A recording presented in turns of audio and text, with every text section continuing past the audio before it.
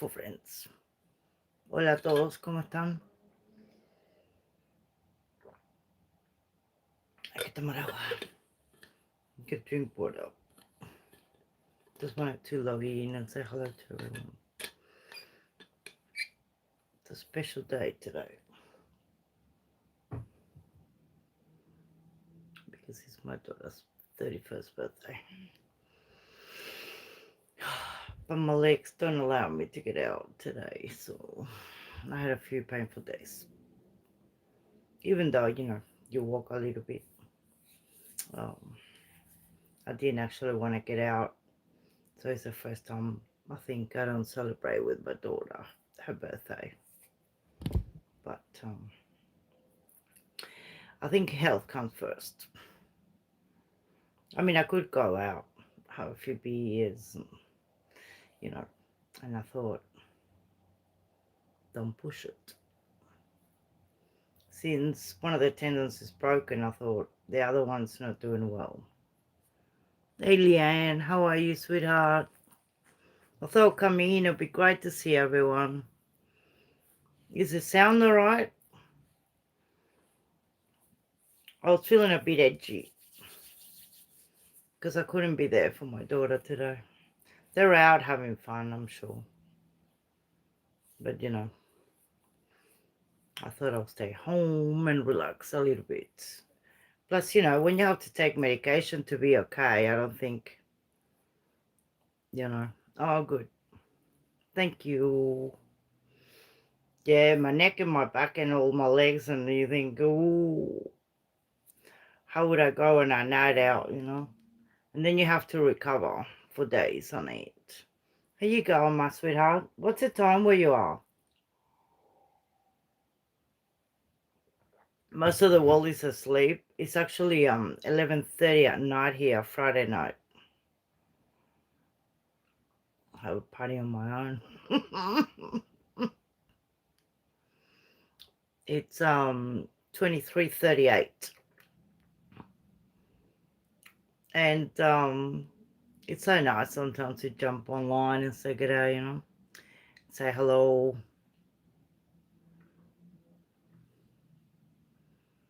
Karadanga. Oh, right. So it's pretty early in the East Coast. Wow. So the world is waking up. Welcome. Well, you're just starting the Friday the 13th then. We used to say, Friday the 13th, since, all my little shots with the Skittles, the black cat.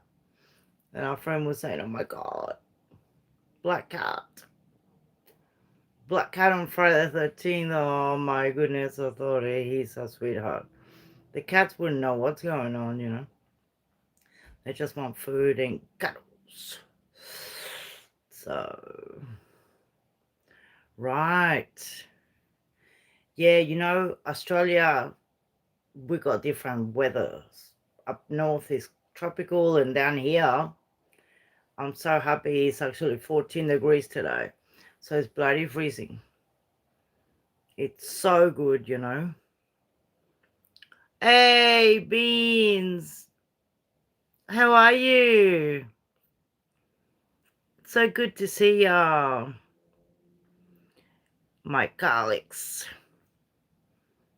Friday the 13th. Oh, well, it was 14 degrees here Celsius. It's been a while since I've been live, especially at night. But it's good to see you. How are you, Alex? Doing good. I was just feeling a bit edgy because I couldn't go to my daughter's birthday today. I think they're at a pub and then they're going to a Mexican restaurant. So instead of going out, I thought I'll stay home and be a good girl. Look after my legs because I need them for dancing and walking. And actually, when you go out, if you have a couple of beers, you forget there's something wrong and all of a sudden you feel great and you're doing things you're not supposed to be doing, right? And Melbourne's getting very dangerous, actually. We've got so much crime and so many children that pass that I thought, you know, it's also Friday the 13th. What are the chances that you go out and like do a too much salsa mambo, they put some songs on and you go wild? You know what it's like? Especially pub songs in Australia. Everybody joins in the fun. Well, you guys, I suppose the US had a big storm. I was trying to check what was going on there. Nothing happened here. Um, yeah, Lee. I was preparing a live just to show, bits and pieces of what's going on in Australia because, I follow true crime, but there's so much going on in Melbourne that they had machetes, swords, and you got 15, 16, 17-year-olds stealing cars and going rallying around the streets of Melbourne. The car rolled and one of the kids passed away. 3 are in hospital. A kid lost his life at a train station. And then another one the day before, you know. So it's quite a lot of unrest, especially children. You think, what is a 13-year-old doing? They actually stole a Lamborghini, and then crushed it down the road here. Um, so yeah, the worst part is it was Jasper. That's funny. Um, the There was a couple that had just come back from the hospital with a 5-month-old baby, and they were lying in bed, and these teenagers just broke into the house. Well, they were in bed with their little 5-month-old baby, and they had just come from the hospital. I think they had a few months into emergency, like, you know, very ill, the poor little baby, and they just came in, took the keys, and took the car, and then smashed it. And like people report it, right? Because if you see a car going erratic, you start saying, Hayabusa's here. Oh, Hayabusa. Oh, all the trolls are out. Um, so the sad part is, that you're driving somewhere and these kids apparently were reported by many of the drivers on the freeway and the highways, and they crushed so many cars, but they lost their lives. Some are in hospital, so yeah. That's Melbourne. So I just make a point of locking the door now. Like before, I used to just don't think about it, I suppose. But now, the good thing is I got a really old car that won't take that one. They're taking like really like a Skoda and a Lamborghini. Like I'm thinking, who has a? It was like a Jeep or 4-wheel drive Lamborghini.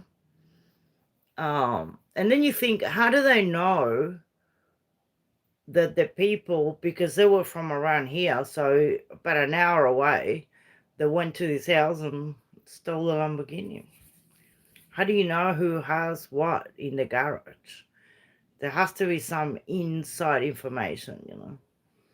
So yeah, I got an old car, so they won't go far or fast. But yeah, I see it all around here. And there must be, yeah, keeping watch. And with the price of petrol, I don't know if Hayabusa's here. I wanted to know how he's going and what's going on with the petrol up in Queensland, because the diesel and, all the gas stations, like the petrol went up a little bit, not a lot. But some don't have petrol. So I don't know, you know, if they oh no, go for it. How you going? Thing is, if I don't come live, we can't catch up properly.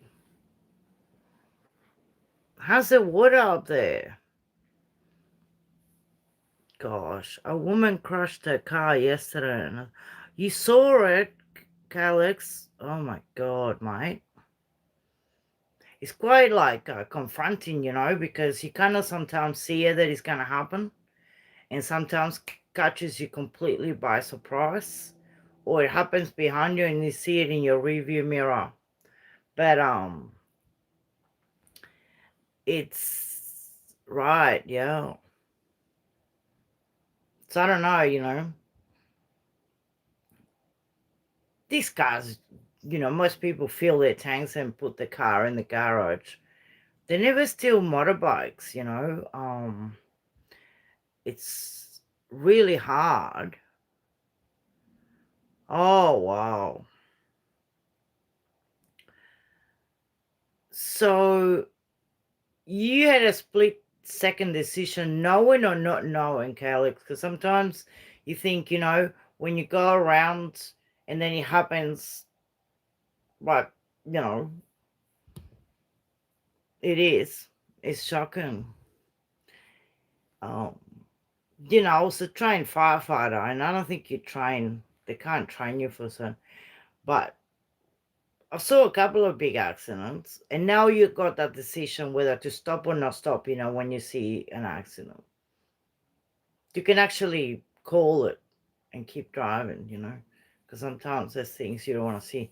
But say you're going about your day or coming from work, and all these teenagers all around Melbourne are stealing cars and running around like the GTA. I don't know. They even film it and put it on social media. You know. Um. Oh wow. Wow. So yeah, and you don't know what happened, right? Because when you just see it, and this is what happens. You go out on a Friday night or Saturday night, you think it's gonna happen, but it's happening on a Monday afternoon. Or hey Melissa Pérez, ¿cómo estás? No sé si hablas español o inglés. Um, so yeah, I don't know. I'm pretty careful on the road, but no matter how careful you are, they were doing over 180 kilometers an hour, which is Formula Grand Prix, Maybe they watched the Melbourne here, the Grand Prix, and but they don't get any punishment. That's the bloody problem. They just get let out and then they go and do it again. So these children, 13, 14, so you didn't see it, you just saw a lot of that. Yeah, gosh. Wow. Yeah, no, sobering up, that's a way, Hablas español, Melissa Pérez. Some people speak Spanish. I just gather by the name. But Leanne just waking up at the moment. 8:30 in the morning. Well, it's about midnight here. I could be out partying, but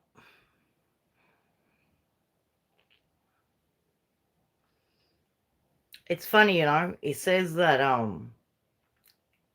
because you when you go live, you can filter messages, and this message is held for review. It says. I think YouTube is doing a good job. So yeah, it's sad, isn't it? When the cities get so dangerous that you have to think twice about going out. Oh, Calix, and you're up? You haven't gone to sleep yet, right? I get up early. Have you seen Hooky? I haven't been because I always miss the bloody lights. I've been sleeping a lot. Right, yep. And they changed the laws here. They're saying that they're gonna get judged like adults. But I don't see it happening. I'm drinking water.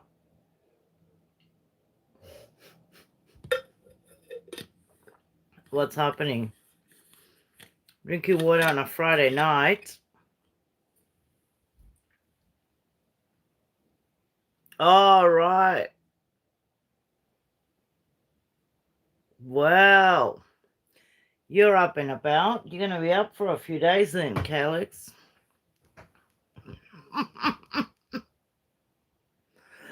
I used to be awake. So funny.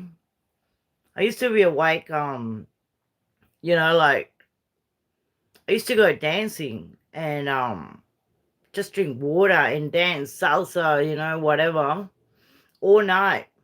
And people come up to me and say, hey, can I have some? I'm like, can you have what? Some of what you're having. I'm like, you can have a glass of water, mate, because he goes, oh, you've been dancing for like 5-6 hours. I'm like, that's how I build my arch stance. And I could have made a killing,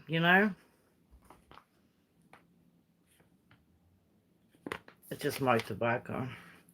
But it's funny, people see you running and bouncing around and they think you're on something.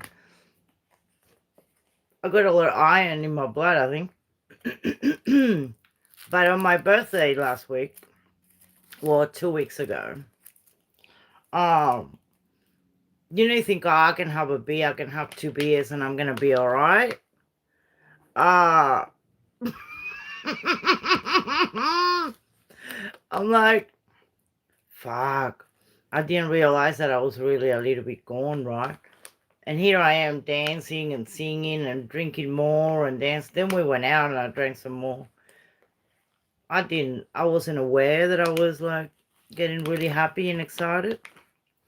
But I love Guinness. But Australian beer, like, other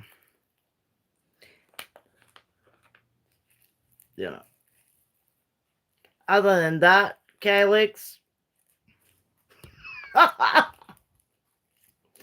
got friends here, they got looking for mushrooms, And I'm bloody scared after that woman tried to poison the whole family with the mushrooms. I don't know about mushrooms much. And I don't even have it on pizza because what if they put the wrong one, In Australia, they've got, what's her name? Erin Patterson. She invited everyone to dinner. Her in-laws and everyone, well, some passed away and some that are very sick in the hospital. She made beef Wellington. And now, if you go out and they offer you beef Wellington, there people say, no, thank you. But, yeah, mushrooms. Crazy. Tobacco saves lives. But she's pretty famous now. And the bitch, got sent to jail. And she bloody appealed, and she won the appeal. So,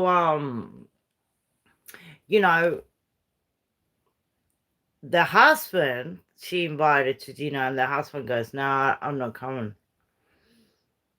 And, yeah, she goes, I'm not coming. And she kept testing the ex-husband to come over because his parents were there and their auntie, and they're all didn't make it. One did, but he was so sick. I don't know how he survived. And funny. Not funny, I mean, it's funny if you get the wrong mushrooms, you won't tell. So much for a Friday night. Oh, actually, Lee, there was like a coffee shop next to the courts, and they made beef Wellington. No, they found out that in the jail they served her beef Wellington. Australians have a sense of humor, you know. I love it. She went around the corner like to a field that she found out through a Facebook page that this biologist was talking about these mushrooms that she found, and she advised everyone, please don't go there. Well, of course she went there, shopping for dinner, you know. They say they're highly poisonous, and there's talk about cuckoo. She's from around here, from my neighborhood, you know. Bloody funny because she kept saying that lying, you know, with a straight face, you know, and people say, no, I didn't, I never had a dehumidifier, you know, those, and she did. They found the just a bad liar. You didn't hear about that story? Oh God, no, she's wacko, and now she's gonna appeal. So it was a long bloody trial, and because Australia doesn't show the law, I mean, the lawyers just come out and tell you what was going on in the news, but we don't see the court or inside of a courtroom, you know. We don't see it. So we have to wait for someone to come out and tell us what's going on. Some people went, you know, to have a look, but yeah, no, it's crazy.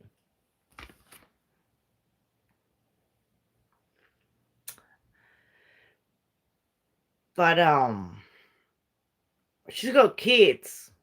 And apparently the husband was trying to tell everyone that she was trying to poison him, and no one believed him.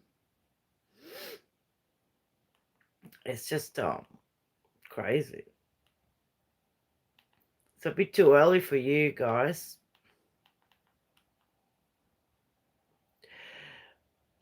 But I can find a clip if you want to see it. Oh my God. I was searching and she's first on the list.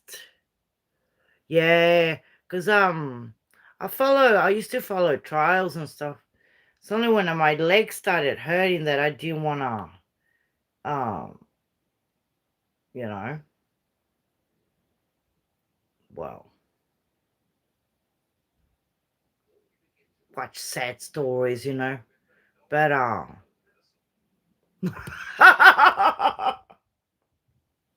the neighbor next door, right?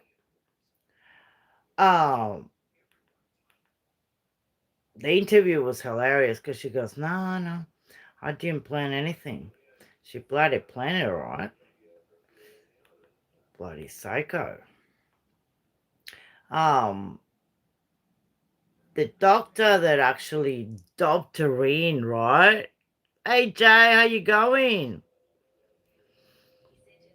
Oh, North Missouri Adventures, how you going? Oh, Jay, how are you in Canada?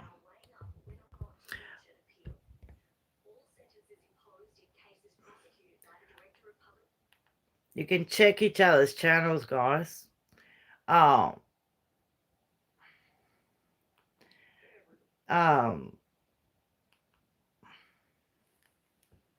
hey, Justin Partridge, how are ya? You good? Justin. Long time no see. I'm going to play a little clip, but we probably get commercial. Sign guy. But you must have heard something on the sign. I don't know. I don't pay for YouTube Premium, you know. And hey, Bruce, you've heard the case, right? The case of this bitch. She's bloody like crazy. Here we go. The killer in the kitchen. Erin Patterson wove a tapestry of lies when she served her estranged husband's family a fatal feast. Oh, good. As a reporter for A Current Affair, right. I've been following this extraordinary That's case from great. the start. And in the days after that lethal lunch in 2023, Erin Patterson spoke with me in what... Well, I tell you what. Because she's from around the corner here, she used to shop when I shop, and I thought, I must have passed her in the shops. And she would become her only television interview. She played the part of a grieving relative. Now, 2 years on, I was inside the courtroom as Erin Patterson was convicted of being a triple murderer. Oh, She cool. stared me blankly in the eyes, and I'll never forget that icy cold expression on her face. This is the story of Australia's mushroom murderer. We've all had an opinion. Did Erin Patterson deliberately poison that infamous beef Wellington dish? Is she or isn't she a murderer? That decision was determined by 12 people today in a small courtroom in regional Victoria. The jury saw and heard things the rest of us didn't. Until now. Sam Cucchiaro was in court, sitting right near Erin Patterson as those guilty verdicts were delivered. Sam, how'd she take the news? All right. Ellie, there's only one word I can use to describe Erin Patterson's reaction, Bitch. and that word is chilling. Yeah. I was sitting only a metre or two away from this killer cook in court today. When she entered the courtroom, she appeared to be in good spirits. She was speaking with her defence team. She was speaking with her best friend. And she also appeared to crack a joke with the two guards who were sitting either side of her. Perhaps Erin Patterson really did think in her mind that tonight she'd be spending in her own bed back at her Leongatha home. Not long, the moment we'd all been waiting for, the jury was brought into the courtroom, and I was watching Erin the moment that very first verdict came down. Guilty. Erin Patterson stared straight ahead. She barely batted an eyelid. Her expression remained icy cold, and it did not change. Anyway, I'll show you something else. But we gotta be careful, like, that's an interview. No, Erin Patterson had... she planned everything, you know what I mean? Absolutely. Erin Patterson, an accused triple murderer who sat silent listening for 5 weeks, today giving her side of the story. The mother of 2 has and chosen... You know, like I said, they don't actually tell you. They do like tell you a little bit, but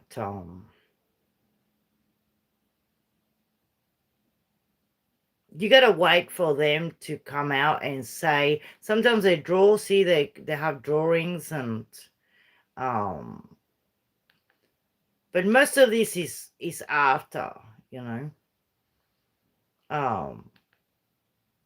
The police interview was crazy.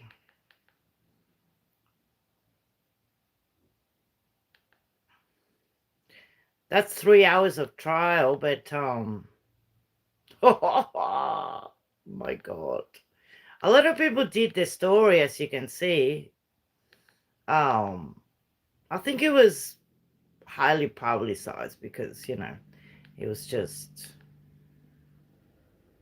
She was convicted and still say that she didn't do it. She appealed and she won the appeal. So it's pretty crazy. Maybe they say it here. Yeah, I can't stand him. That's why.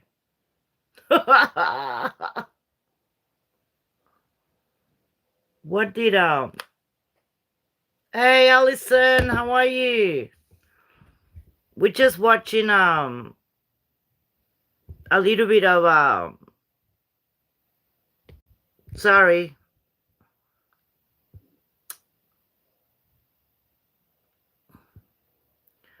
That's so weird. I didn't do that. I don't know what happened. Stupid YouTube.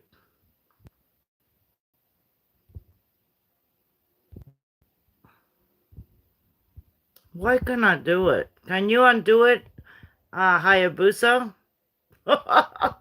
Poor Alison. I'm sorry, Alison. I don't know what happened. I went to see the message and he got deleted, you know. But anyway, it's him again. I can't stand that guy. No way. Well, there was one guy that actually interviewed her, and this is the guy that survived. Well, he was the only one that survived. All right. Could you please state your full name and address for me? Erin Trudy Patterson. All right. Erin, I intend to interview you today in relation to the death of two people, being Gail Patterson and Heather Wilkinson. Before continuing, I must inform you that you do not have to say or do anything, but anything you say or do is being recorded and may be used in evidence in court. Okay. Do you understand that information? Yeah. Are you back, Alison? Taken from the transcript. That's convicted triple murderer Erin Patterson being interviewed by a detective at Wonthaggi Police Station. Hello and welcome to this special edition of Spotlight. I'm Michael Usher. In a moment, more from the police interview room. Plus, the Australian man who unwittingly put death cap mushrooms on his spaghetti bolognese and survived. Just. Last will and testament, farewell interview to my children.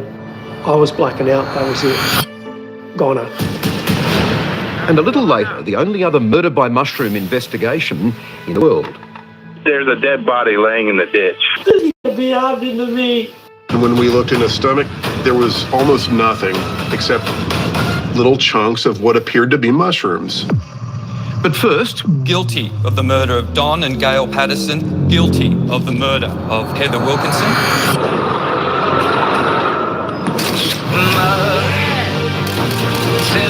with Spotlight reporter Ashley Mullaney in Erin Patterson's hometown. And the world's most experienced minds are here to analyse all the evidence. We unlock the mind of a murderer. People just don't become multiple murderers.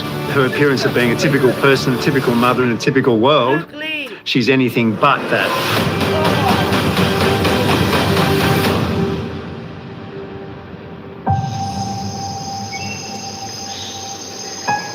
Forensic psychologist Dr. Peter Ashkar's window into the thoughts of the mushroom killer is as fascinating as it is horrific.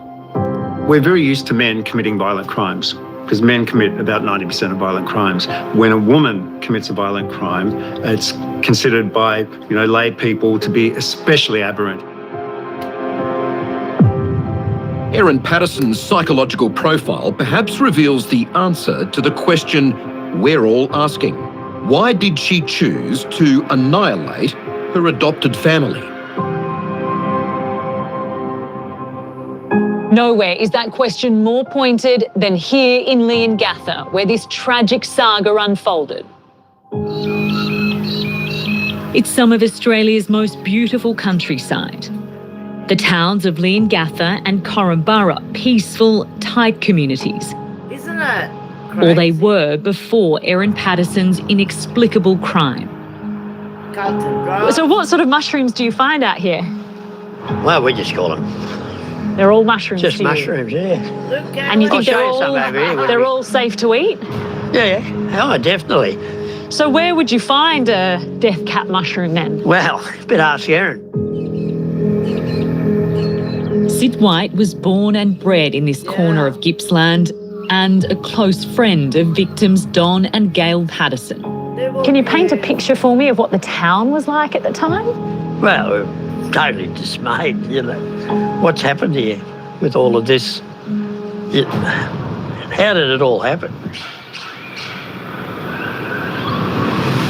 It was a 17-minute drive from Don and Gail's home here to Leongatha, where Erin Patterson was busy preparing lunch that day. She lived on the outskirts of town and by all accounts she was an outsider with very few friends. Although she chose this country life, Erin Patterson was well-travelled, she was well-educated and she was well off. She was tech-savvy, she was business-minded, but ultimately she put her eye for detail and planning to use in the most sinister way. But she was a bitch, you know, with a lot of money. They actually,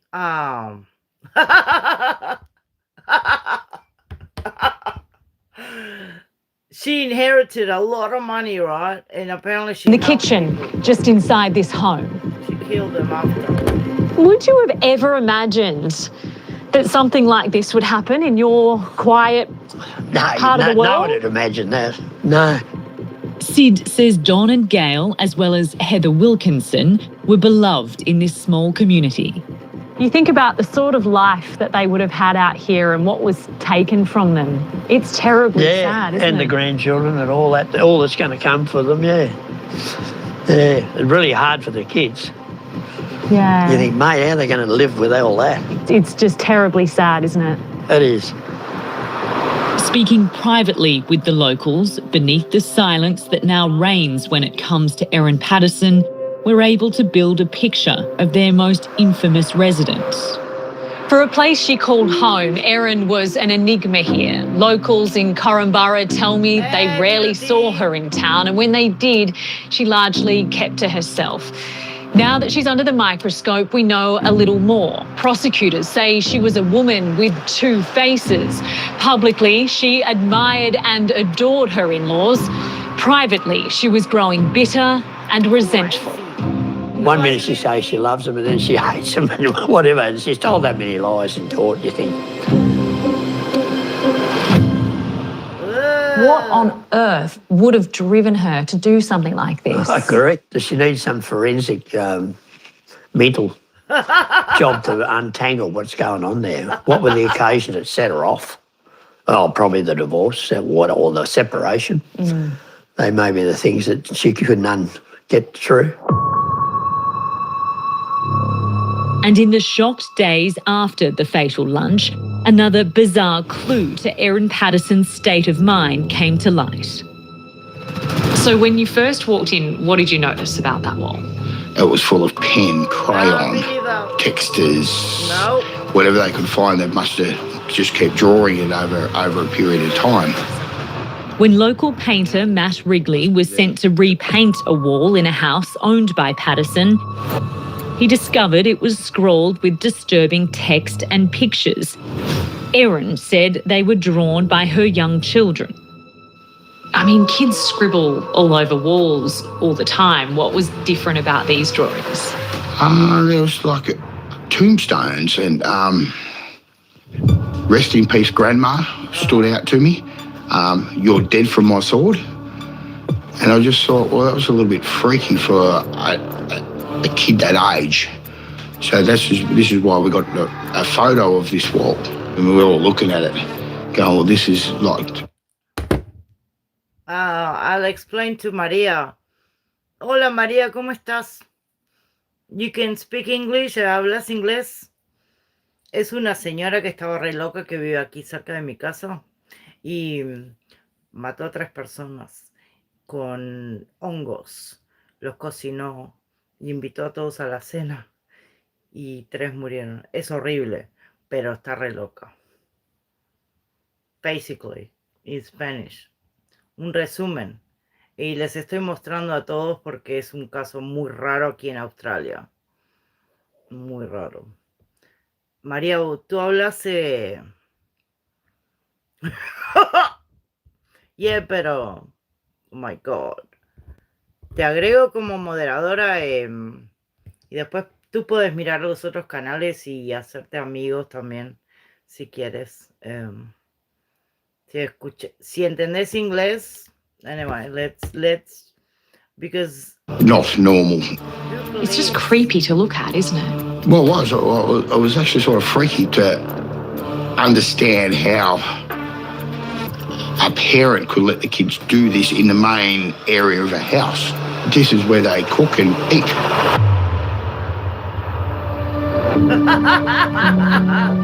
I watched her take questions, first from her barrister. She was stripped bare, vulnerable, at times self-loathing, talking in detail about her body image issues, her eating disorder, how her mother used to weigh her as a child. She then spoke about the traumatic birth of her son, who nearly died. And finally, she spoke about the breakdown of her marriage. All of this leading to one big question. Could any or all of these personal tragedies contribute to making a murderer? I never did anything wrong to me, and I'm so devastated about what's happened. Can you see anything in her childhood or her relationships that would suggest there were early warning signs here? I thought it was noteworthy that her parents did not attend her wedding with Simon Patterson. This suggests to me that there's a problem in her primary relationship with her parents. So Erin Patterson, I suspect, has carried the insecure attachment that she feels for her parents, or had felt for her parents during childhood, into her adult interpersonal relationships. So when things go wrong in those adult interpersonal relationships, she responds with intense feelings of hurt, of pain, of injustice and anger. Now, I think her connection to Simon and his family throughout the course of her marriage provided her with a sense of belonging, perhaps stability, a sense of being valued, and possibly even a sense of being loved. Now, when that broke down, she started to break down psychologically. And I think that was the tipping point that triggered her thoughts of revenge and annihilation.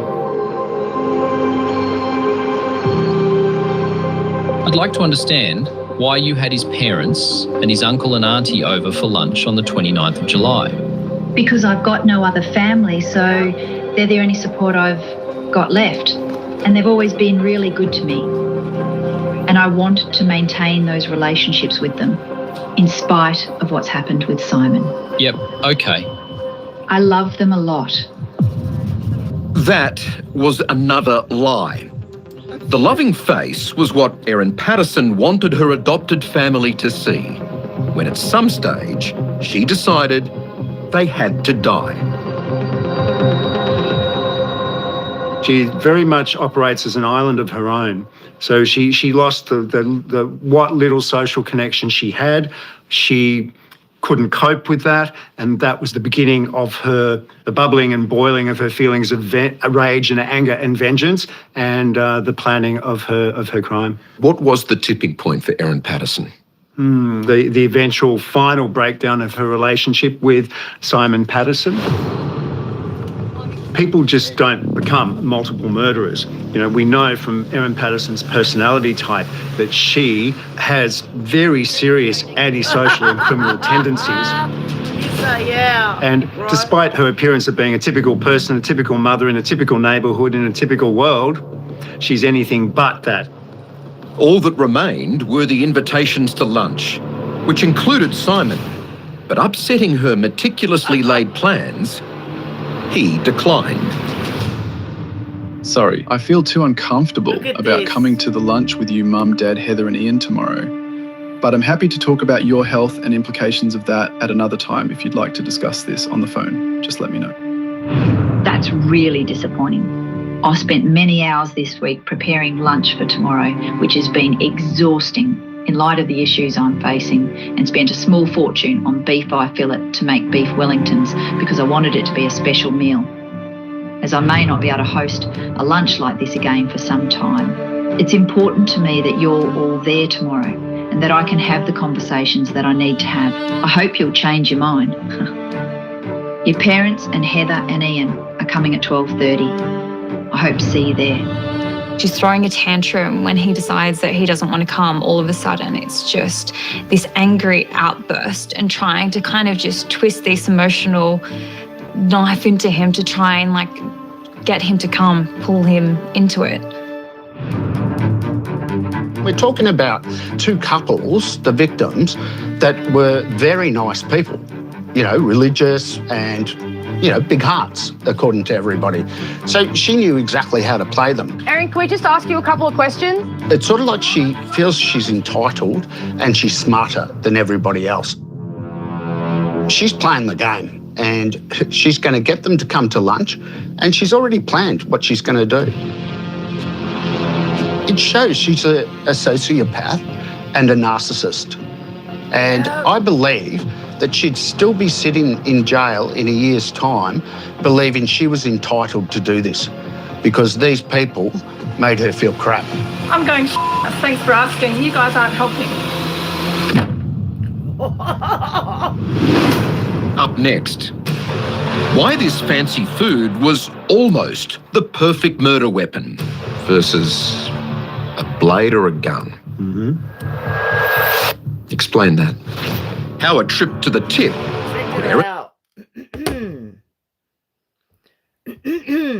I'll play, but I mean, truly, right? I've never heard a case like this. I mean, people do crazy stuff, right? But she said, I love them so much. They've always been so good to me. So I'm going to invite everyone to lunch to thank them. It gets worse when they get to the hospital. I hope they show it. Little D, I keep playing it. Good to see you guys. Alison probably didn't hear about this one yet, but some of us Patterson in the frame. She's picked the mushrooms and said, okay, well, these are going to rot before I get time to work out how I'm going to poison the family. Just astonishing. Beggars belief. Is just so chilling. Plus, inside the only other mushroom investigation. And when we looked in his stomach, there was these little chunks of what appeared to be mushrooms. And later, this man put death cap mushrooms in his spaghetti bolognese. His extraordinary story coming up. And I couldn't sit up anymore. I had to lie down. So I was basically saying... weird? I think he's here. It's crazy. Mitsubishi's 10-year warranty with 10 years cap price servicing now includes 10... All right. Yeah. The story is that she heard it on Facebook. Someone was saying, hey, don't go there because don't pick mushrooms. It's a very dangerous area. Keep your kids away. It was close to a playground. So night come, she's nixing there, and then texts her husband, please make it to dinner. I'm like, Mitsubishi, yeah. I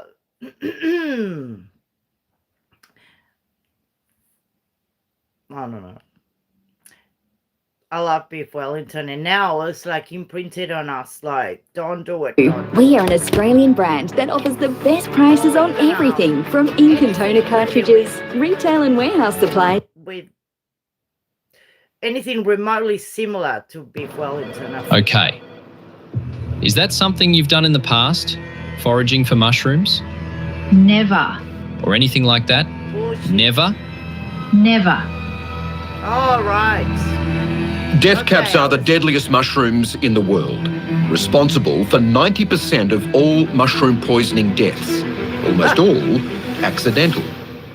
When we look at the mushroom, the most toxin is stored in the cap. The main toxicity here inhibits in the liver the reproduction of liver cells. So you actually die of liver failure. Establishing how many death caps were in Erin Patterson's beef Wellington helped establish whether or not it was a deliberate act. From the toxicity for death cap mushrooms, you would need about 2 to 1.5 whole caps to kill an adult person, depending on body weight. So if there is 4 people invited, plus I think there was expectancy that there are 6, you would have then actually to collect 12 full-grown mushrooms, where you then extract the caps to then have enough poison to kill these people. She's got a mushroom on her jacket. But death caps typically grow in much smaller numbers. strongly suggesting Patterson made multiple foraging trips. If you would go mushroom foraging, in order to find 12 full-grown mushrooms, you would probably go a couple of times and would need to have a good knowledge of where to find it and be familiar with the area. Police found extensive evidence of Patterson looking for information about death-cap mushrooms. So this is the iNaturalist website. On here, mushroom enthusiasts and citizen scientists can post sightings of mushrooms that they've come across. Critically, we know she monitored the iNaturalist website, which regularly posted warnings from experts about where poisonous mushrooms had been spotted, including photos and locations. And we know that Erin Patterson later accessed this website in autumn of 2023 to locate death-cap mushrooms in the Loch and Outrim region. Yeah, Mike is crazy, to say the least. Digital analysis tracked Erin Patterson's mobile phones by using pings from cell phone towers. So there were 2 postings in autumn 2023 of death-cap mushrooms in the Gippslands region, and both of those areas showed that she travelled to them based on her cell phone data, which was analysed by an expert in court. And she was there for a good 20 minutes in each instance, with the phone not moving to any other cell site. So I think we can be very strong about the fact that she was in those locations. You also pointed out a recipe book on the counter, and you referred me to page 250 odd, a recipe for beef Wellington, that you indicated was the recipe that you cooked, okay? The beef Wellington has now become infamous. A complicated lunch to make, but an almost perfect hiding place when the weapon is poison. The psychology of using food as your murder weapon versus a blade or a gun. Men will typically use violent means to exert their aggression. Yeah. When women kill, the most common method of killing is poison. Oh, look at her. Okay, so I kind of not sure if I disagree with her, because they say men are violent. Yeah, I mean, what about all these women that are in jail because they committed horrific crimes and so violent? I mean, I don't know the numbers, but I've not eaten mushrooms. Hell no. Yeah, how much I dislike somebody. That's right. If I saw them put in poison that's going to kill them in a slow and horrible death into their mouths, I would stop it. I couldn't do that to my worst enemy. And she sat there, and then she prayed with them. And she said, oh, I could have cancer. Well, pray for me. The limits that she would go to are just astonishing. To sit there and watch these people eat it in front of you, it's just cold-hearted and calculated. It's beggars belief how someone could do that. Well, it's beyond my contemplation. I just think about the fact that they said grace and she sat down and watched them use a knife and fork and place the food in the mouth, knowing she was murdering them, is just so chilling. It was clearly part of Erin Patterson's carefully planned crime that in the immediate aftermath of the lunch, she knew she had to pretend that she too had been poisoned to avoid suspicion. That's right. Caught on CCTV at a service station, Patterson told the jury she had to dispose of tissues after an emergency road stop because she had diarrhea. The day after the lunch, we know that Patterson decides, even though she's told her children that she's feeling sick with diarrhea, has pulled out of going to church that morning. She still makes the decision to drive her son to a flying lesson in Tyab, which is quite a drive away. And on the drive, she's reportedly suffering from diarrhea symptoms, but then the police have gathered this BP CCTV literally that shows her walking into the bathroom, going in there for a mere 9 seconds, coming out. From there, it's on to the sandwich section. Patterson spends about 40 seconds before making a selection. She then moves to what appears to be the lolly aisle, where she grabs another snack, later saying the food was for her children.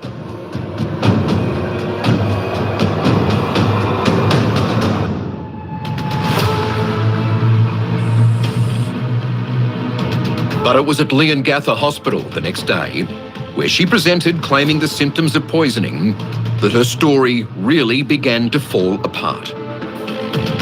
I said, look, I'm sorry, you've been kept waiting. The 2 critically unwell patients in urgent care at the moment, and why have you come to hospital?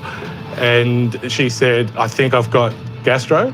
And of course, I had a little shudder and said immediately, what's your name? And she said, Erin Patterson. I immediately said, Dandenong Hospital is concerned about death cap mushroom poisoning.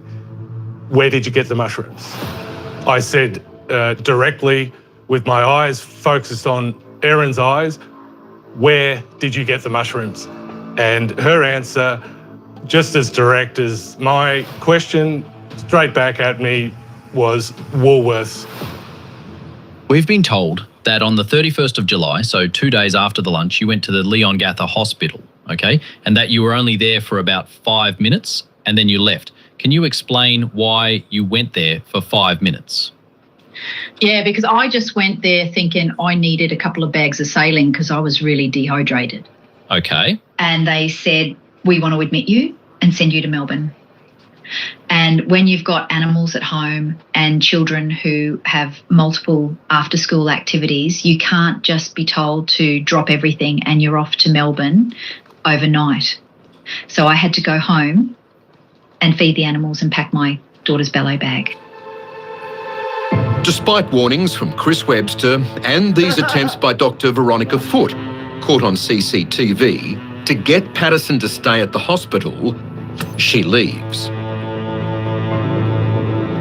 The worst part is they were at the hospital when I was at the hospital, right? So when they went to Melbourne, they went to Monash, and I was there with my leg. And I found these out, much later. But we were there at the same time. But she was my neighbour. Freaky as hell. Hello, what address do you need the police? This is Dr. Chris Webster calling from Leongatha Hospital, and I have a concern regarding a patient that presented here earlier but has left the building and is potentially exposed to a fatal toxin from mushroom poisoning, and I've tried several times to get hold of her on her mobile phone. So what's her name? So imagine she took some for the nurses and for everyone. I would have had some for sure. Because, anything but hospital food, I'll say I'd try that. The last name is Patterson, Patterson. First name? Erin, Erin. But I think where the police first would have started saying, hey, listen, there's something wrong here, would have been everything that went on at the hospital. Any reasonable person, if you've got relatives who ate the same meal and in ICU, comas and things like that, you would only stay 5 minutes at a hospital. I mean, it just doesn't make sense. Now began a desperate attempt by Health Department officer Sally Ann Atkinson to track the source of the death cap mushrooms. Hi, Erin. Sally from the Department of Health here. I need to know what type of shallots you purchased and if you could give me a basic description of the packaging of the mushrooms from the Asian grocer. That would be good. Hi, Sally. Sure, I will try and get that information all to you as soon as possible. I'm just dealing with trying to manage and look after the kids in hospital here, and a bit snowed under trying to manage that. I'll get that info to you as soon as I can, but I've just been in a meeting with people in the hospital when you've been trying to call. It was when I saw the text exchange that I became convinced that she had murdered them. Because if she'd been a decent person, she would have responded with utmost urgency to the health department who were trying to save other innocent people's lives. Instead, she fobbed them off with the most absurd excuses. As far as I'm concerned, at that time, she just looked like a psychopath. Up next, tipped off, how this footage became vital evidence against Erin Patterson. So it's kind of like she's picked the mushrooms and said, okay, well, these are going to rot before I get time to work out how I'm going to poison. Right, she gets a dehydrator there, I think. Farewell interview to my children. That's horrible. I think he's here. Next. While medical authorities were on high alert, vainly trying to establish the source of the mushrooms, Erin Patterson was busy disposing of evidence. CCTV shows her dumping a food dehydrator at the tip 3 days after the lunch. There's also a credit card record for her purchase of a Sunbeam food dehydrator, bought not long after she first foraged for death cap mushrooms.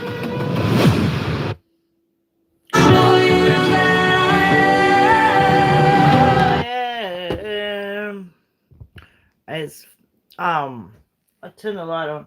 I'm in bed, you know, because I've been in bloody pain so much. And that's why I went live, because I wanted to see you all, or see who was there. And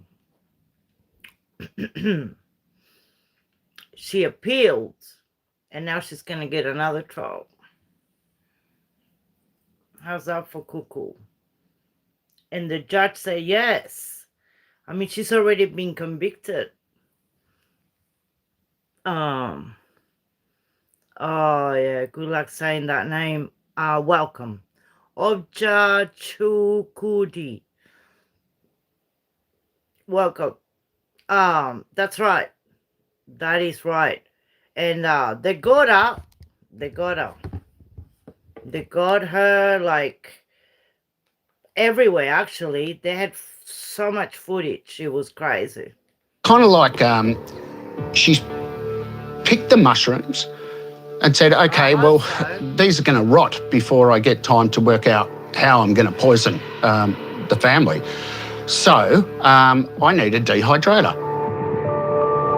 I think definitely it's pretty compelling that you go and you're in one place where death cap mushrooms are noted on that day, and then later that afternoon, after your phone has showed that you've travelled to that area, you're picking up a dehydrator. Planning her crime, Patterson clearly knew that death caps remain deadly when they are dried. This is fairly comprehensive, Leanne. Most of it is here. So the interesting fact about toxicity in death cap mushrooms is that by heating them, drying them, or manipulating them, they do not lose the toxicity. So cooking, dehydrating will not change the chemical component of the poison in the mushroom. You still will have the toxic effect and it can kill you. Knowing what she'd done, Patterson told police that she'd directed them to scraps of the beef Wellington in her bins. So when I went to the hospital and they said they were concerned that everyone ate some contaminated food, I said, well, there's the leftovers in the bin, you can have it. Feel free to look through it. Perhaps she was confident police wouldn't find anything in the scraps she offered up, or in the bodies of those she'd poisoned. From a laboratory perspective, there's a real challenge in finding these toxins, both in the leftovers and more so in the biological samples of the individuals, both the individuals that died and Ian, of course, who managed to survive. Tests on blood and urine found death cap toxin in Don Patterson and Ian Wilkinson. No trace in the tests on Gail Patterson and Heather Wilkinson. When we then test samples like blood and urine, unless we test within 12, 24 hours of the consumption, it may not be there because it's there at such low concentrations that the laboratory can't find it. So the absence of the toxin in this instance doesn't mean that the toxin wasn't ingested. It just means that the samples were collected at a point in time where the toxin had already passed through the person. Erin Patterson claimed she ate the same beef Wellington as her guests. Do you understand Yeah. why we're asking these questions? Yeah. The other, conversely, We're trying to understand why you're not that ill. I would expect all 5, if they all ate the same meal, all 5 to have experienced quite significant toxicity. It's possible that the beef Wellington she consumed didn't have the toxin in it at all. If her lack of symptoms... Actually, when she served the food, she had a different colour plate. Suspicious. What Patterson then did with one of her 4 mobile phones was damning. She wiped it 3 separate times, then a 4th time, remotely, after it had been seized by police. One of the big moments I found was when she was recalling why she performed the factory resets on her phone in the police lockup. And she used the term, I just wanted to see if they were silly enough to leave it on. And I think for everyone listening to that, those words kind of just made your ears prick. Yeah, no. Why would anyone want to see if police were silly enough to have left a phone on unless if they were trying to hide something from the police? And I'm grieving too, and you guys don't have any respect for that. I guess everybody who commits a crime must think, well, there is a reasonable chance I'm going to get away with this. But the prosecution was well prepared. Erin Patterson was not well prepared in committing the crime. She just left a trail of breadcrumbs for the investigators to follow. One might argue that Erin Patterson perhaps was not so clever in committing this crime because she was caught. Others might argue that her plan was very premeditated, very carefully and meticulously planned, and to the point where she nearly did get away with it. Well, I think, Erin Patterson probably operates in a reality of her own. It's that because she is so socially disconnected from people in the world, she really operates in the Erin Patterson bubble. And so she has probably, at the time, given very little thought to how her actions might be perceived by the world. But as Patterson's defence team saw the evidence building against her during the trial, they made the decision rarely ever made in a murder case, to put her on the witness stand. That would have been a really very difficult decision because normally you would not do it. And there's a mindset amongst criminal lawyers not to do it. However, they ran a very astute defence, and I think that they would have said to her just immediately before the decision was made, as things stand, you are going to lose. The impression that you create in the witness box is realistically your only chance. Erin Patterson's performance in the court gave us a real insight into her character and personality. How would you characterise her time as a witness on the stand? She is just a formidable witness on the witness stand. There's no question about it. She demonstrates such a presence of mind, attention to detail, sophistication and nuance of language, and makes it very difficult, I think, for a juror or anyone to believe that at any time she lacked the presence of mind that allowed her to make the catastrophic mistake of accidentally poisoning her victims. It just doesn't add up. So her competency on the witness stand completely betrayed her narrative that she was innocent and just couldn't have done it. Oh, absolutely. Despite 8 days on the witness stand, in the end, 4 words from the jury sealed her fate. Guilty, guilty, guilty, guilty on all 4 charges. Look, the first one was relief. The second was my hatred built up again for her because it is such a horrific crime, evil crime, and the fact that everyone was focused on her and nobody was focused on the victims, and we forget that. When you're starting with 3 murders and 1 attempted murder, you're starting with life and trying to work out whether there is any conceivable basis of reducing it. I think the thing that would surprise a lot of people watching this is that she's a mum. In all of this, did she not think that, number one, she's not only taking away the grandparents of her children, but she could lose her own children by being caught going to jail. Hey, Thomas. No consciousness of the consequences for her children. That's something else, isn't it? I think that's one of the most heinous aspects of the crime.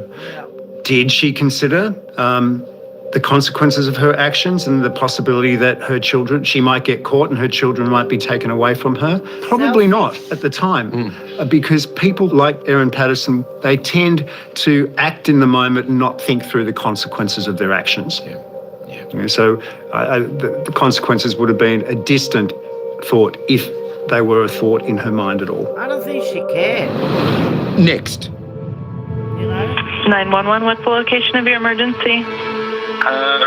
Over North Road, there's a dead body laying in the ditch. The only other case in the world of murder by mushroom. And when we looked in his stomach, there was almost nothing except these little chunks of what appeared to be mushrooms. Plus. Know it a bit, but yeah, no, that's crazy that there's another case close to you guys. Commercial. The case of Erin Patterson would seem to be without precedent in the annals of crime. But we found a case in America with eerie parallels to Patterson's Beef Wellington plot. That's crazy.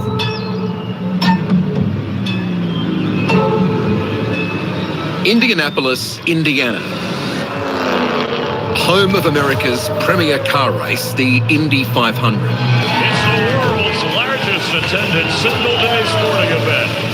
It's an unlikely setting for the only other case ever investigated of murder by mushrooms. 911, what's the location of your emergency? Over North Road, there's a dead body laying in the ditch. It's a male. I'd say, I don't know, older, 30s, 40s, maybe 50s. Friday, April 24, 2020. The half-naked body of a man is found lying in a ditch in Hamilton County, just outside the city. He was found shirtless in a ditch with a pair of sweatpants on, no shoes or socks, no vehicles around, no identification. His pockets were turned inside out. Sub-Zero. There was no debris on his bottom of his feet, so he hadn't walked there. No signs of trauma, but it was obvious he had been dead for a few days. Detective Greg Lockhart from the local sheriff. Good morning, Sub-Zero. Good, darling. Right. No, that's why I thought I'd play two cases. Because it's related and a lot of people don't know about it. But at least you get a lot of information. And then I'm going to play when the judge tells them. Sub-Zero, we're doing a crime case. But yeah, no. Was the lead investigator. Establishing the victim's name as computer specialist David Foots. Greg first questioned his wife, Katrina. The last time I heard from him was on Tuesday. You never know how people are going to react to the news that their loved one's dead. So we got some of the best details we could from her at that time. Her stories were all over that he wanted to commit suicide. He had attempted suicide in the past. And then she told us a story about him having cheated on her that previous year with the housekeeper. And she became very irate when she spoke about that. This can't be happening to me. We were going to try to make this marriage work. But Foots' cause of death was a mystery. You know, we bagged the hands. We're going to take the clothes off. We're going to examine the clothes. We noticed remnants or residue of duct tape about his wrists and ankles. We examined him with a black light or an alternate light source, looking for any injection marks. We had no signs of any trauma about his body. So the next step is it's either going to be an overdose. You know, is it possible he had overdosed and someone dumped him there because they were afraid? Is it something he had eaten, or had he been poisoned? The next step was to take the stomach contents. Right. And when we looked in his stomach, there was almost nothing except these little chunks of what appeared to be mushrooms. Easier to get at the bull. So we quickly found out a lot about mycology. When other aspects of Katrina Foots' story began falling apart, Greg was certain she had killed her husband and that the murder weapon was mushrooms. There's ones like the death cap mushroom or the angel of death, which by and large, unfortunately, if you eat that, you're probably going to succumb to that poison in that mushroom. The mushroom identified in David Foot's stomach was not a death cap, but another potentially deadly species containing the toxin muscarine. And that's what we found out was in his system. But just as with Erin Patterson in Australia, proving it was another matter. There were Katrina's web searches for deadly mushrooms and no attempt to call her husband after the night of his death. And the day he went missing, she never even tried to call him again, never sent him a text. And then we found that that night, or the night he came up missing on a Tuesday, she shut off her GPS services on her phone, which in the history of that device had never been done. It's a huge change of life pattern. Greg faced many of the same challenges encountered by Victorian detectives.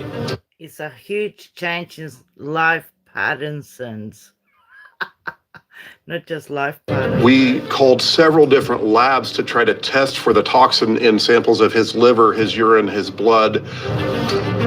We're sending these pieces to these different labs. Well, what we quickly found out was for that muscarine, there was no test.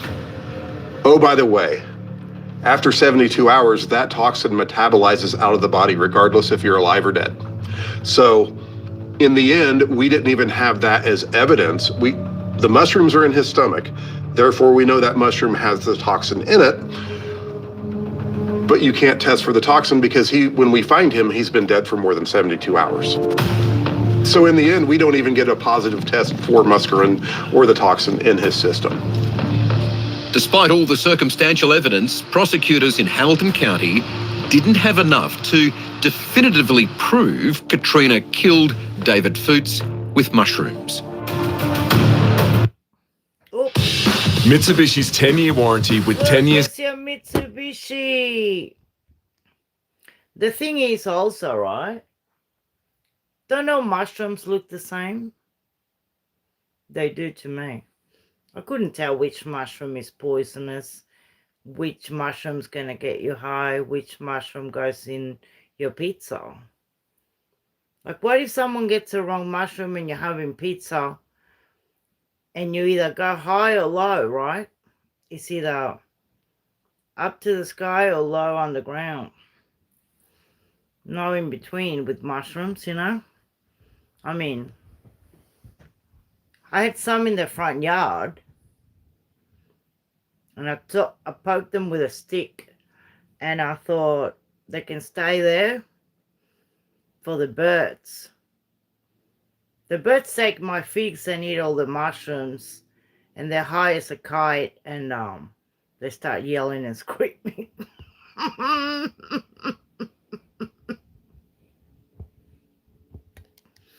I think the firefighter is quite well spoken as well. In form of a blood or vascular choke to his neck, it wouldn't have taken much with the way he would have been compromised. I think one of those two ways, there's only one person that's alive that truly knows at this point, and I don't think she's going to tell me. He's well spoken. Katrina was found guilty of conspiracy to commit murder and is now serving a 34-year sentence. Gee, what happened to her? Holy crap. After the break, we meet the Australian man who ate death cap mushrooms and incredibly survived. After about the 7th day, I was basically... You know, like the guy that survived was a minister. So he said, I forgive you. Like, I wouldn't. Was a bit unkempt. And while I was gardening and raking up leaves, I found some pretty big mushrooms in the backyard and they looked okay to me. So I picked them and put them in the kitchen and told my wife, hey, I'm going to have these on my dinner. You're kidding. My wife was looking at them and she said, we'll cut all these green bits off. Right. So she cut away a lot of the mushrooms before I added them to my spaghetti bolognese. Thankfully, my wife or my 3 children didn't eat the mushrooms. I can remember how tasteless the mushrooms were. Like, I expected them to actually give a bit of zing to the spaghetti bolognese. Oh, wow. But they didn't. They taste like boiled tripe.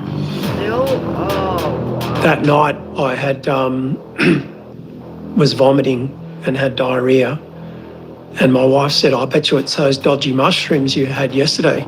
So I rang my doctor, and I was just feeling dehydrated and not that bad, but the doctor came around in the morning and took me straight to hospital. Oh, poor darling. My liver was failing. And so when they were taking blood tests from pinpricks on my fingers, so the blood wasn't coagulating. So the risk with liver failure is you basically die from internal hemorrhaging. Wow. They'd basically correctly diagnosed I was mushroom poisoned. Death cap mushrooms. I had that like 48 hours of knowing that I'm probably going to die. So that was like saying goodbye to people and children. So that was all pretty scary, as you can imagine. Yeah. They didn't say you're going to die. I could deduce that I was going to die from the test results. And this is what the Leongatha 4 would have gone through. And one survived. He turned the corner like I did. But I could have just been like the 3 people that died. You know, it's just complete luck. I stick to chili. No. They would have passed out and not woken up. To think it was someone had put them through that experience, it's just shocking. He's freaking out. The Royal Prince Alfred Hospital liver specialist called me a lucky man. I've randomly survived. It was random. Wow. We thank Simon for sharing his story with us, and thank you for your company. We'll be back with another edition of Spotlight. No worries, mate. There's I love it when the judge gives a sentence. What do you reckon? Oh, he was luckier. But I mean, what are the chances, you know, that well, what are the chances that you're going to go and pick your own mushrooms for starters? I wouldn't do that. No way. No way in hell. Oh. No way. She looks a bit unhinged. And how about the other one? She looked all pretty, all done up. And then when they go to jail, it's like their face is just...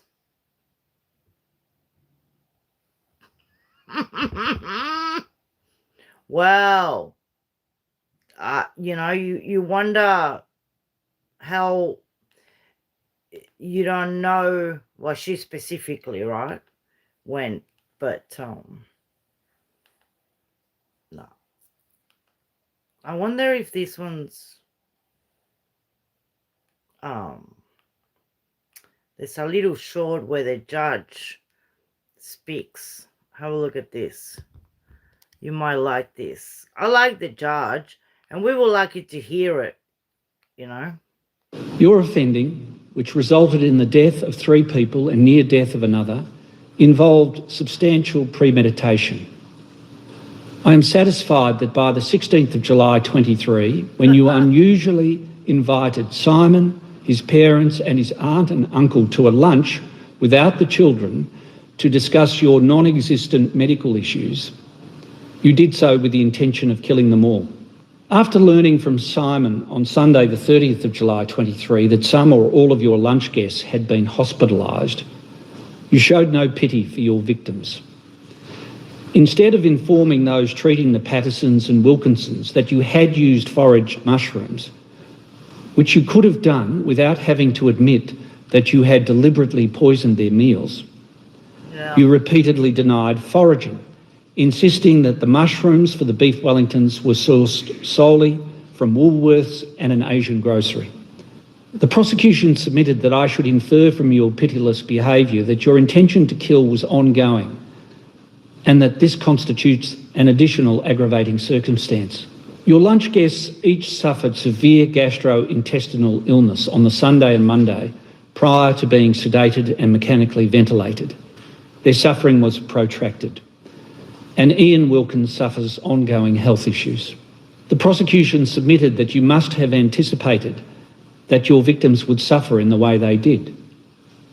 I am satisfied of that beyond reasonable doubt. It is implausible that you would have selected death cap mushrooms without ascertaining how they would work upon your victims. You engaged in an elaborate cover-up of your guilt. I find that you disposed of the 4 grey plates on which you served the poisoned beef Wellingtons. You falsely made out that you had fed your children leftover beef Wellingtons with the pastry and mushrooms scraped off. You feigned illness. You disposed of the dehydrator soon after you were released from hospital. You maintained the vague story about sourcing dried mushrooms at an Asian grocery and had the gall to tell police in your recorded police interview that you had been very, very helpful to the health department in its investigation of the incident. Such a liar. You disposed of your phone and provided police with a dummy phone. You lied to the police in your recorded police interview about various matters. Your offending involved an enormous betrayal of trust. Your victims were all your relatives by marriage. More than that, they had all been good to you and your children over many years, as you acknowledged in your testimony. Not only did you cut short 3 lives and cause lasting damage to Ian Wilkinson's health, thereby devastating the extended Patterson and Wilkinson families, you inflicted untold suffering on your own children, whom you robbed of their beloved grandparents. Was that a short? Jeez. But there you have it. And they actually had the car that she was driving around looking for. A car listing on Facebook has stunned Victorians. Triple murderer Erin Patterson's red MG is up for sale. The mushroom cook's power of attorney, Ali Pryor, posted the ad this week, but it has since been deleted. The 2023 MG Core ZST was listed as being in excellent condition and was only being sold because of an upgrade. The ad made no mention of Patterson being the former owner. A car list. It's crazy, isn't it? They were trying to sell the car where she had all the poison. I mean, truly serious. Wow. This all happened because Calyx had mushrooms.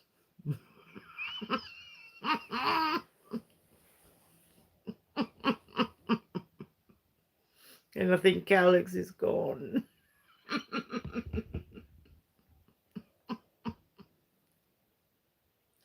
How funny.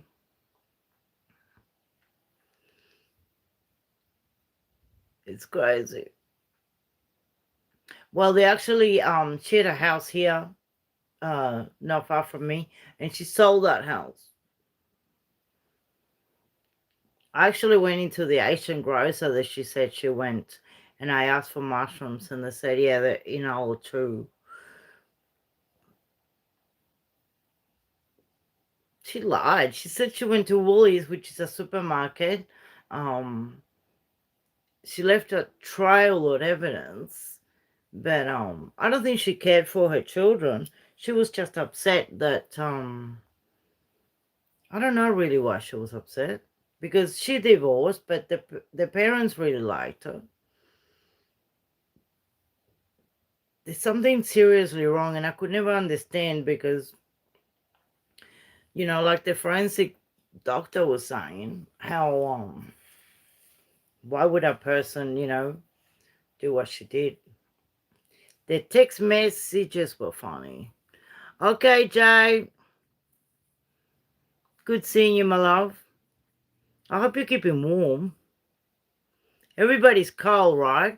You guys still have winter. I know Thomas in Ireland has snow today, I think. And here, I'm freezing. My hands are frozen. But I'm happy when it's cold. We had hot. And then we had a lot of humidity in the air, and then storm, but the storm didn't eventuate because the north of the country is so sad. It's all underwater. Hayabusa's from there. Innsvale, right? And then Bundaberg. And then the other top end on the east and the west. That way. Too much water. But not in Melbourne. Normally we get it, but we didn't get it. We have autumn here. It's exciting. But it's my daughter's birthday tonight, and my legs weren't working very well. I need to rest, and I couldn't go. So they're all at a pub, and I was a little bit sad because my girl was turning 31 today. But I think after they took the tumor out of my leg and put all the screws on the plates, the tendon broke off the bone, and now the other tendon is pushing. I thought, you know, what's the point going out? You know. We can get together tomorrow. I will, Leanne. So cute. But they went to a pub where they have Guinness on top, and I wouldn't mind, you know, having a beer, but I think you get to a point that you gotta be looking after yourself. Thank you so much. Yeah, I've got a physio down the road. He said stay in bed, put a pillow under your legs, and push down like to do your exercises. So yeah. I also sometimes do a 10-second dance, you know, 15-second. I love it. I love music and I love dancing. But the doctor said it's good for my knees as well, because when you have problems with your upper, like the femur and stuff, the knees can feel it. So you know the beauty of getting old? Everything's bloody fallen apart. And I love the cold. I really like it, but my back doesn't. So thank you so much. You know, I used to teach dancing just for fun, and then it became a massive class. They all loved it. And we used to have beautiful dance routines that they can do it, you know, if they go out. But it's a way of meeting people, and it's also a way of you know, just getting out of the house and exercising without thinking. I never liked the gym, like lifting weights and stuff, but I'll go swimming and then I dance, and you know, you can play up sport, and you have mates and you interact with people, and I think all around is good. But yeah, doctor said he see me in May, on the 6th of May, but I still have to check the leg anyway, you know. You like the gym, Mike? It's structured, isn't it? Oh, thank you, Lee. I mean, some people like to go to the gym like, oh, well, no, because I was watching your videos. I was just watching that other one, you know. I love that. It's like a little movie when you're driving the tractor, and then it's good to have someone telling you what to do. But I grew up doing gymnastics, so, you know, you kind of know. And now I can't, it's time. It's been 10 months since they operated on my leg, but I've been good, you know. I've been pretty fit and feeling fantastic. My bloods are good, so I drink plenty of water. Hey, Mike, about the hot dogs. I bloody love hot dogs. Who doesn't love hot dogs? I normally have 2 with avocado and lettuce, tomatoes, you know. I try not to have tomatoes because the acidity makes you sometimes the acidity of the tomato can cause inflammation, but Oh, I love avocado and also olive oil, you know. Yeah, no, it's been the past week has been a hard week. I've been in bed and in pain, and at one point I had 2 crutches and I couldn't even get out of my room. So I was lucky that I had my son bringing me whatever, water or a coffee or something. So, yeah, we got beautiful people. And it's good sometimes to watch cases, you know, it makes you aware, doesn't it? I need it. I've got a property that is off grid up north of Australia, about 4 hours from here. And, you know, I spend a lot of time there. I love the country. And I've been here for a year and a half. So, yeah, it can take a toll mentally as well. You need to be strong. But I thought, bugger it. I'm going live, see my people.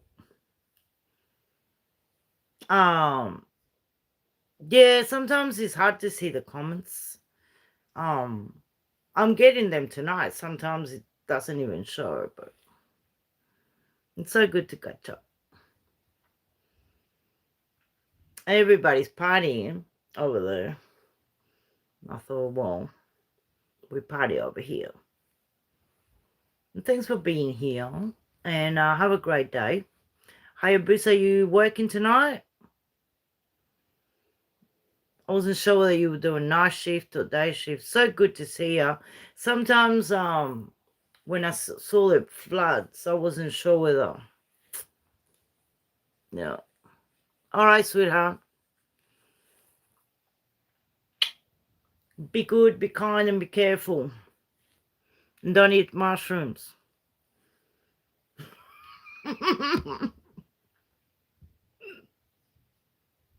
Oh, wow, that's pretty good. 6 weeks. If I knew I would have come live earlier. Every day. But yeah, no, we'll have a good night. It's 1 o'clock in the morning here in Melbourne. So it's actually Saturday, the 14th at the moment. No mushrooms. No beef Wellingtons. Oh, Hayabusa, then we're going to have to plan something funny. Oh, good. Very good. Very good.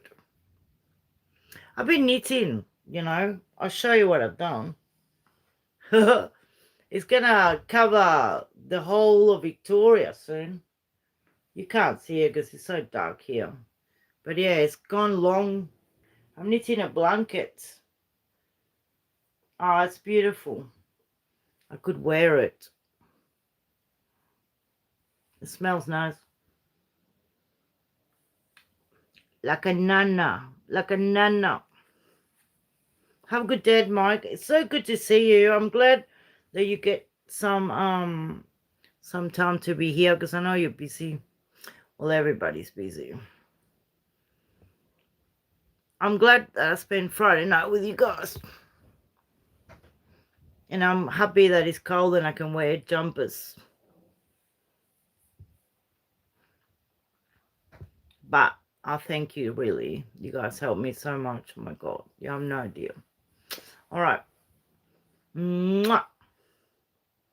And I'll catch you soon. And bye, Alison. I think she was listening, but she was busy. And everybody that will watch later. Have a laugh. Or have a cry. Time for a cup of tea, I think.